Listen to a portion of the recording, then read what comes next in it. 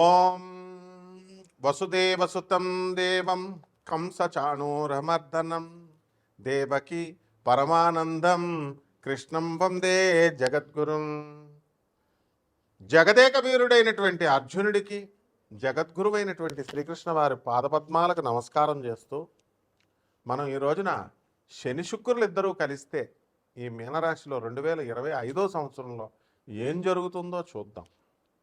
సాధారణంగా మనకి శుక్రుడు ఎవరో తెలుసా అండి? లూసిఫర్. బైబిల్లో చెప్పినటువంటి శపించబడినటువంటి దేవతలు అని కొంతమంది ఉంటారు. అలాగే హిందూ మత శాస్త్రంలో కూడా మనకి గ్రామ దేవతలు అని మనం చెప్పుకుంటాం కదా. వాళ్ళ గురించి కొంతమంది ఏమంటూ ఉంటారంటే, ఏమండి ఇప్పుడు నల్ల మైసమ్మ, ఎర్ర మైసమ్మ, తర్వాత ఈ యొక్క గండి మైసమ్మ, ఇలా చాలా పేర్లతో ఉన్నారు. కట్ట మైసమ్మ. మా పంతులు గారు ఒక ఆయన ఉండేవారు. అయ్యి బాబాయ్ ఏంటి ఈ గండి మైసమ్మ, ఈ కట్ట మైసమ్మ ప్రాణాలు తీసేస్తుంది, చెరువు గట్ల మీద ఒంటరిగా వెళితే ప్రాణాలు తీసేస్తుంది అని అనేవారు. అటువంటి పోలేరమ్మనే మన వీరబ్రహ్మేంద్ర స్వాముల వారు గురుదేవులు ఆయన చుట్టకు నిప్పపట్రా అంటే అక్కడ ఉన్నటువంటి ప్రజలందరూ చూస్తుండగా చుట్టకు పట్టుకొస్తుంది. దెబ్బతో దెమ్మ తిరిగిపోద్ది అక్కడ ఉన్నటువంటి జనానందరికీ. అంటే గ్రామ దేవతలను అలా అంటాం కదా. అలాగే మన బైబిల్లో కూడా వీటిలన్నిటిలో కూడా లూసిఫర్ అంటే ప్రభువు ఏం చేశాడంటే, దేవుడు ఏం చేశాడంటే, ఆయన ఒక సృష్టి చేశాడు. ప్రధాన చీఫ్ పిఏ లాగా లూసిఫర్ని. అరే నువ్వు వెళ్ళి పరిపాలిస్తున్నాడు. మరి ఆయన ఏమన్నాడు, వెళ్ళి నన్ను పొగడకుండా ప్రభువుని ఎందుకు పొగడడం, దేవుణ్ణి ఎందుకు పొగడడం అని చెప్పేసి ఆయన ఏం చేస్తాడు, ప్రభువును పొగడకుండా ఆయన తనను తాను పొగుడుకుంటూ ఉంటాడనమాట. అతనే అప్పుడు ప్రభు కోపం వస్తుంది. తనను పొగడమని తన్నే దేవుడిగా డిక్లేర్ చేసుకుంటాడు ఈ లూసిఫర్. అప్పుడు ప్రభు శపించి, నువ్వు శపించబడినటువంటి దేవతలనే వాటిల్నే ఏమంటామంటే భోగలాలస దేవతలు అంటాం. యక్షులు, కిన్నర్లు, కింపురుషులు ఇలా ఉన్నారు కదా. అలాంటి కేటగిరీలో ఈ లూసిఫర్ అనేటటువంటి వాడు సాతాన్ అంటాం. మన హిందూ ధర్మశాస్త్రంలో కలిపురుషుడు అంటాం. అతనే శుక్రాచార్యుడు. అంటే శుక్రాచార్యుడు ఏం చేశాడంటే భోగలాలసత్వం, రాక్షసులకు గురువయ్యాడు. శుక్రాచార్యుడు తత్వంలో 2 రకాలు ఉంటాయండి. శుక్రుడుగా ఆయన రాక్షసులకు గురుత్వాన్ని వహించినప్పుడు ఆయన ఆచార్యుడిగా ఉంటాడు, ఒక ప్రొఫెసర్గా మంచి చెప్తాడు. అలాగే శపించబడినప్పుడు అతను సాక్షాత్తు శ్రీ మహావిష్ణువు తన తల్లిని చంపాడు అనేటటువంటి అక్కస్సుతో శ్రీ మహావిష్ణువు మీద ద్వేషంతో భక్తి మార్గంలో ఉన్నటువంటి వాళ్ళందరినీ కూడా భోగలాలసత్వం వైపు లాగేస్తాడు. ఇల్లు విప్పిస్తాడు, మందు కొట్టిస్తాడు, ఇక రకరకాల పిల్లలు, ఇల్లు, గృహాలు, ఇలా రకరకాలుగా మనల్ని ఈ భూమి మీదే ఉండేటటువంటి సంపదలనిచ్చి ఇక్కడిక్కడే భ్రమింపజేస్తూ ఇక్కడే ఉంచేస్తాడు. ఆ శుక్ర మాయ నుంచి తప్పించుకున్నటువంటి వాడు రాధమ్మ తల్లే ఆయన మాయలో పడిపోతే సాక్షాత్తు శ్రీకృష్ణ పరమాత్మ రక్షిస్తాడు. ఆ రాధమ్మ తల్లి జాగృతమైన మరుక్షణం శుక్రాచార్యుడి యొక్క మాయను విచ్ఛిన్నం చేసింది. అంత పవర్ఫుల్ శుక్రాచార్యుడు.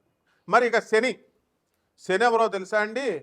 అటానమస్ ప్లానెట్, స్వయం ప్రతిపత్తి కలిగినటువంటి ఒక అటానమస్ యూనివర్సిటీ లాంటిది. ఆయన బ్రహ్మ విష్ణు మహేశ్వరుల్నే ఎదిరించి పారేస్తాడు. విష్ణుమూర్తి ఈ శనీశ్వరుడి యొక్క కాలు విరగొట్టేస్తాడు. అలాగే మరి అహంకారపూరితుడై యుద్ధం చేసినప్పుడు, అంటే తాను ఎవరికి రిపోర్టింగ్ ఇవ్వాల్సినటువంటి అవసరం లేదు. ఇప్పుడు శనీశ్వరుడు మిమ్మల్ని కోటీశ్వరులు చేయాలన్నాడు అనుకోండి, చేసి పడేస్తాడు అంతే. విష్ణువుని కన్సల్ట్ చేయాలా, బ్రహ్మను కన్సల్ట్ చేయాలా, ఏమన్నా తొక్కి పడేయాలనుకోండి మిమ్మల్ని, సాక్షాత్తు శివుడు అడ్డొచ్చినా సరే తొక్కి పడేస్తాడు మిమ్మల్ని. ఎందుకంటే ఆయన శివస్వరూపం, శివుడి అవతారమే శనీశ్వరుడు. కాబట్టి ఈ యొక్క శనీశ్వరుడికి స్వయం ప్రతిపత్తి ఎలాగైతే ఉందో, రావణ బ్రహ్మ వాడంటే అందరికీ పాస్ పడిపోద్ది. మరి అటువంటి రావణాసురుడు నవగ్రహాలన్నింటినీ బంధించి ఈ గడుల్లో కూర్చోబెట్టి ఏ స్థానంలో అయితే శని ఉంటాడో ఆ స్థానంలో ఆయుర్ధాయం తన కొడుకు పుట్టబోయేటటువంటి ఇంద్రజిత్తుకి పూర్ణాయుర్ధాయం, పూర్ణైశ్వర్యము 10 మంది పెళ్ళాలు, ఈ రకంగా 10 కార్లు, ఇలా ఎవడైతే కోరుకుంటాడో ఆ విధంగా సకల సంపత్తిని ఇచ్చినప్పుడు ఏం జరిగిందో తెలుసా? శనీశ్వరుడు పక్కగాళ్ళలోకి వచ్చేస్తాడు. ఏంట్రా ఇటువంటి నువ్వే దుర్మార్గుడివి తండ్రి, రావణాసురుడివి, నీకు మళ్ళీ పుట్టబోయే కొడుకు అంతకంటే వెధవ, కాబట్టి మీకు ఆయుర్దాయాన్ని ఇవ్వాలా అని చెప్పి పక్కగాళ్ళలోకి వచ్చేస్తాడు. ఎప్పుడైతే పక్కగాళ్ళలోకి వచ్చాడో ఆయుర్దాయం క్షీణించబడింది, వాడికి మరణిస్తాడు. అంటే శని చేయదలుచుకుంటే అలా చేస్తాడు. ఆ తర్వాత పీడించేటప్పుడు బ్రహ్మని, తర్వాత ఈ యొక్క ఎవరు మన శివుణ్ణి మర్రి చెట్లో పడుకోబెట్టేస్తాడు. బ్రహ్మదేవుణ్ణి అవమానింపజేస్తాడు ఒక్క లిప్తపాటు క్షణం పాటు.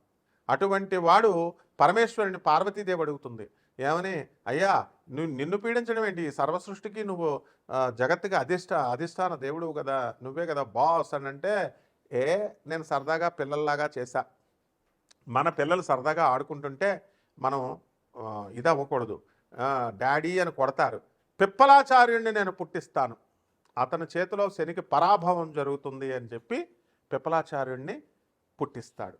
ఇవన్నీ కూడా చాలా కథలు ఉన్నాయి. కాబట్టి మనం చెప్పుకోబోయేది ఏంటంటే శని శుక్రుడు గురించి చూద్దాం. మీనరాశిలో శని ఉచ్చస్థితి, అటువంటి శనేమో శుక్రుడు ఉచ్చస్థితి, శనేమో సముడు. కాబట్టి ఈ శని శుక్రుల మిత్రత్వం ఉంది. కాబట్టి ఎక్కడైతే ఇప్పుడు అమ్మాయిని 7 సంవత్సరాలు 8 సంవత్సరాలు ఫోన్ మాట్లాడి వాడికి అదుర్సు సినిమాలో బ్రహ్మానందం లాగా అయిపోద్ది అనమాట. శని శుక్రులు మీనరాశిలో కలిస్తే, మళ్ళీ శని శుక్రులు వేరే చోట కలిస్తే మళ్ళీ అది సక్సెస్ అవుతుంది.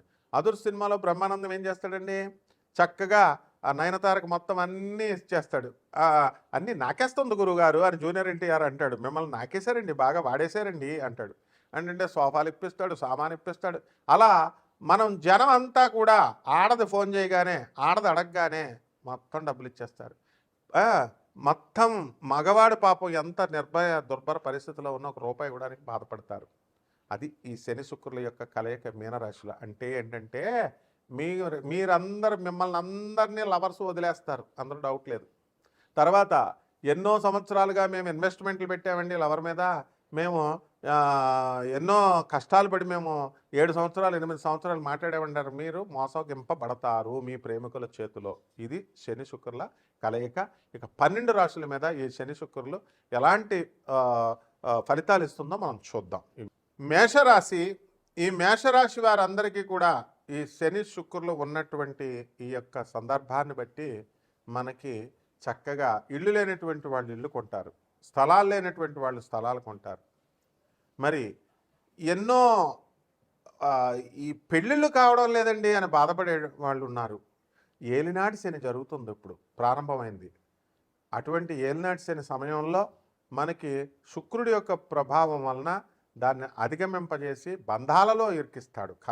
బంధకారకుడు, కర్మకారకుడు. కాబట్టి ఇదిగో నేను ఈ అమ్మాయిని ఇచ్చి పెళ్లి చేసేసాను, ఇంకే అమ్మాయితో ఒక 50 సంవత్సరాలు పడుండు అని చెప్పి శనీశ్వరుడు పెళ్లి చేసేస్తాడు. అలాగే నీకు ఇల్లు ఇచ్చేస్తున్నాను రా బాయ్, నీ ఇల్లు నువ్వు పడుండు అని చెప్పి ఇచ్చేస్తాడు. ఆ విధంగా శుభవార్తలే అన్నీను. కాకపోతే ఏమవుతుందో తెలుసా అండి, ఎప్పుడు 24 గంటలు గొరక పెట్టి అంటూ కొడుకోవడమే అనమాట. బద్ధకం, లెథర్జీ. ఈ విధంగా ఈ శని యొక్క ప్రభావం వల్ల ఇలా ఉంటుందనుకుంటే మనకి మే 18వ తేదీ నుంచి రాహుకేతువులు మారుతున్నారు. అప్పుడు శత్రువులపై ఇంతవరకు ఆధిపత్యం సాధించారు. ఎన్ఆర్ఐలతో తెగ బిజినెస్లు చేసేసారు, ఎక్స్పోర్ట్స్ ఇంపోర్ట్స్ బిజినెస్లు చేసేసారు. ఇప్పుడు ఏమవుతుందో తెలుసా, పిల్లలు కేతు 5వ ఇంట్లోకి వచ్చేస్తున్నాడు. వచ్చేయడం వల్ల సింహరాశిలోకి వచ్చి మీ పిల్లలు రాక్షసుల్లాగా మిమ్మల్ని పీడిస్తాడు. మీరు ఏదైనా బండి కొనుక్కున్నారనుకోండి, డాడీ ఒకసారి బండి అంటే మీరు బండి ఇస్తారు. అబ్బా పుత్రవాత్సల్యం, అబ్బా కొడుకు మనకు ఒక్కడే ఉన్నాడని చెప్పి గారాబంతా ఇస్తే వాడు ఫ్రెండ్స్ని ఎక్కించుకొని, గర్ల్ ఫ్రెండ్స్ని ఎక్కించుకొని, మొత్తం 3 ఎక్కించుకొని బండి మీద వెళ్తాడు. పోలీసు పట్టుకుంటాడు. అండ్ కేసు ఎవరు, వాడు మైనర్ కాబట్టి మిమ్మల్ని బొక్కలా వేస్తారు. ఇటువంటి చక్కటి అనుభవాలు మీకు జరుగుతాయి అన్నమాట మేషరాశి వారికి. వాడు ఎదుగొచ్చిన కొడుకున్నాడు అనుకోండి, వాడు లవ్ మ్యారేజ్ చేసుకున్నాను డాడీ అంటారు. ఫుల్ ఖుషి అయిపోతారు. వాడు ఏ ఎమ్మెల్యే కూతురునో లేకపోతే ఏ రౌడీ కూతురునో లేపుకెళ్ళిపోతాడు. వాళ్ళేమో రౌడీలు పంపిస్తారు మీకు. ఇది మాత్రం తథ్యం అనమాట మేషరాశి వాళ్ళు. అందువల్ల మీ పిల్లల్ని జాగ్రత్త కంట్రోల్లో పెట్టుకోండి అమ్మా. ఆ తర్వాత నెక్స్ట్ ఇక ఉద్యోగాలు లేవు, ఎవరిని చూడండి, నాకు ఉద్యోగం లేదు, నాకు ఉద్యోగం లేదు, నాకు ఉద్యోగం లేదు అనేవాడే ఉంటాడు. ఉద్యోగం ఉన్నవాడేమో అప్పులు, నాకు అప్పులండి, అప్పులు అంటాడు. ఈ రకంగా పరిస్థితులు అనేటటువంటివి ఉన్నాయి. కాబట్టి మనం ఏం చేయాలంటే, మనం ఈ యొక్క మేషరాశి వారికి అందరికీ కూడా కొన్ని పరిహారాలు చేసుకోవాల్సిన అవసరం ఉంది. రైతుల పరిస్థితి మే 18 తర్వాత బాగుంటుంది. మంచి పంట అనేటటువంటిది వీళ్ళు పండించడం అనేటటువంటివి చేస్తారు. సాఫ్ట్వేర్ ఉద్యోగస్తులు చక్కగా వీళ్ళకి ఉద్యోగాలు వస్తాయి, ఫారెన్ వెళ్ళడానికి అవకాశాలు ఉంటాయి. విద్యార్థులు చదువు విషయంలో కూడా మే 14 తర్వాత ఈ యొక్క చదువు డల్ అయిపోవడం జరుగుతుంది. మేషరాశి వారికి డబ్బులు ధనం విపరీతంగా ఖర్చు పెట్టడం ఫ్రెండ్స్తో వీళ్ళతో ఇవన్నీ జరుగుతాయి. పరిహారాలు మనం చేయాల్సింది ఏంటంటే, మనకి శని జపం చేసుకోవాలా, ఏలినాటి శని జరుగుతుంది, శని స్తోత్రాలు చదువుకోవాలా, శనికి కిలోంపావు నల్ల నువ్వుల్ని, నల్లని వస్త్రాన్ని ఇచ్చి పేద బ్రాహ్మణులకి అధిక పారితోషకాన్ని ఇచ్చి మీరు చేయాలి. అధిక పారితోషికం మీరు ఇవ్వకపోయినా కూడా వాళ్ళు అడుగుతారు. మినిమం 2000 రూపాయలు ఇవ్వాలి మీరు పంతులు గారికి. అలాగే నల్లని వస్త్రం ఏదో చిన్న చిరిగిపోయిన జాకెట్టో లేదా చిన్నది పీలిక కాదు, ఆయన ఫుల్ ఫ్లెడ్జెడ్, ఆయనకి కంప్లీట్గా బట్టలు పెట్టాలి మీరు. అలాగే ఈ యొక్క శనికి చక్కగా రావి చెట్టు ఊరుకునే ప్రదక్షిణాలు చేయడం కాదు, నీళ్లు పోయండి, ఒక బకెట్ నీళ్లు పోయండి. నీళ్లు పోయమన్నామని ఏదో స్పూన్ నీళ్లు లేదా చిన్న స్టైల్గా ఇలా చిన్న రావికి అలసం చెంపు పట్టుకెళ్ళి దాంతో నీళ్లు పోయడం కాదు, బకెట్ నీళ్లు మినిమం పోయాలి. అలాగే 108 ప్రదక్షిణాలు చేయాలి కంపల్సరీ. ఈ 30 రోజులు రోజు చేయండి ప్రదక్షిణాలు. ఎగండి బాబు, రావి చెట్టు చుట్టూ ఎలా చేస్తామండి, ఏదో శనివారం అలా చేయలేనటువంటి వాళ్ళు కేవలం కనీసం మీరు ఏం చేయాలా, శనివారం నాడన్నా చేయండి. అదే గర్ల్ ఫ్రెండ్ పిలిస్తే మాత్రం దాని ఇంటికి 40 కిలోమీటర్ల దూరమైనా డైలీ వెళ్తారు. కానీ రావి చెట్టుకు రోజు చేయమంటే ప్రదక్షిణాలు మనం చేయలేమని అంటాం. ఆ విధంగా మీరు మిగతా రోజుల్లో వీలు పెట్టుకొని జాగ్రత్తగా 15 రోజుల, 20 రోజుల, 20 సార్ల, 21 సార్ల మీ ఇష్టం, అది ఆ నియమం ప్రకారం చేయండి. అలాగే చక్కగా మీరు ఆవులకి చక్కగా మేత పెట్టండి. ఏదో ఒక గోంగూర కాడ ఒక దోసకాయ కాదు నాయన, మినిమం 5 కేజీలు పెట్టాలి మినిమం. అంటే దాని కడుపు నిండాలి. ఆ విధంగా ఈ యొక్క గోవుకి మీ చేతులతో కూరగాయలను ఇచ్చి మీరు ఆకుకూరలను పెట్టి చక్కగా మీరు చేసుకోండి. బ్రహ్మాండంగా ఉంటుంది మీకు ఈ నెలలో. శుభమస్తు.